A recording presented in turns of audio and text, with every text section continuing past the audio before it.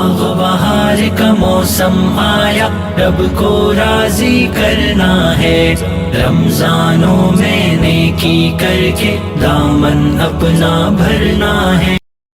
بسم اللہ الرحمن الرحیم۔ اللہ تعالیٰ نے زکوٰۃ کا ایک نصاب مقرر کیا ہے کہ اس نصاب سے کم اگر کوئی شخص مالک ہے تو اس پر زکوٰۃ فرض نہیں، اگر اس نصاب کا مالک ہوگا تو زکوٰۃ فرض ہوگا۔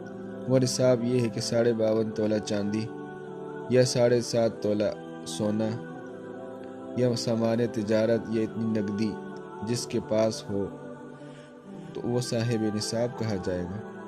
پھر اس نصاب پر 1 سال گزرنا چاہیے، یعنی کہ 1 سال تک اگر کوئی شخص صاحب نصاب رہے تو اس پر زکوٰۃ واجب ہوتی ہے۔ اس بارے میں عام طور پر یہ غلط فہمی پائی جاتی ہے کہ لوگ یہ سمجھتے ہیں کہ ہر روپے پر مستقل پورا سال گزرے تب اس پر زکوٰۃ واجب ہوتی ہے۔ یہ بات درست نہیں، بلکہ جب ایک مرتبہ سال کے شروع میں ایک شخص صاحب نصاب بن جائے، مثلاً فرض کرے 1 رمضان کو اگر کوئی شخص صاحب نصاب بن گیا، پھر آئندہ سال جب 1 رمضان آیا تو اس وقت بھی وہ صاحب نصاب ہے تو ایسے شخص کو صاحب نصاب سمجھا جائے گا۔ درمیان سال میں جو رقم آتی جاتی رہی اس کا کوئی اعتبار نہیں، بس 1 رمضان کو دیکھ لو کہ تمہارے پاس کتنے پیسے موجود ہیں، اس رقم پر زکوٰۃ نکالی جائے گی، چاہے اس میں سے کچھ رقم صرف 1 دن پہلے ہی کیوں نہ آئی ہو۔ مثلاً فرض کر لیں ایک شخص کے پاس 1 رمضان کو 1 لاکھ روپے تھا، اگلے سال 1 رمضان سے 2 دن پہلے 50,000 روپے اس کے پاس اور آ گئے، اور اس کے نتیجے میں 1 رمضان کو اس کے پاس 1.5 لاکھ روپے ہو گئے۔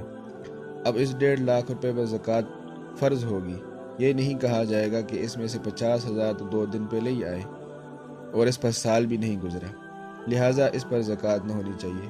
یہ درست نہیں، بلکہ زکوٰۃ نکالنے کے لیے جو تاریخ ہے اور جس تاریخ کو آپ صاحب نصاب بنے ہیں، اس تاریخ میں جتنا مال آپ کے پاس موجود ہے اس پر زکوٰۃ واجب ہے، چاہے یہ رقم پچھلے سال 1 رمضان کی رقم سے زیادہ ہو یا کم ہو۔ مثلاً اگر پچھلے سال 1 لاکھ روپے تھی، اب 1.5 لاکھ روپے ہے تو 1.5 لاکھ پر زکوٰۃ جو ہے وہ فرض ہوگی، اور اگر اس سال 50,000 رہ گئے تو 50,000 پر زکوٰۃ ادا کرو۔ درمیان سال میں جو رقم خرچ ہو گئی اس کا کوئی حساب کتاب نہیں، اور اس خرچ شدہ رقم پر نکالنے کی جو ہے وہ ضرورت نہیں۔ اللہ تعالیٰ نے حساب کتاب کی الجھن سے بچانے کے لیے یہ آسان طریقہ مقرر فرمایا کہ درمیان سال میں جو کچھ تم نے کھا پی لیا اور جو رقم تمہارے پاس سے چلی گئی تو اس کا کوئی حساب کتاب کرنے کی ضرورت نہیں۔ اسی طرح جو ہے سال کے درمیان میں جو رقم آئی اس کا الگ سے حساب رکھنے کی ضرورت نہیں کہ وہ کس طرح کون سی تاریخ میں آئی اور کب اس پر سال ہوگا، بلکہ زکوٰۃ نکالنے کی تاریخ میں جو رقم تمہارے پاس ہے اس پر زکوٰۃ ادا کرو۔ سال گزرنے کا مطلب یہ ہے۔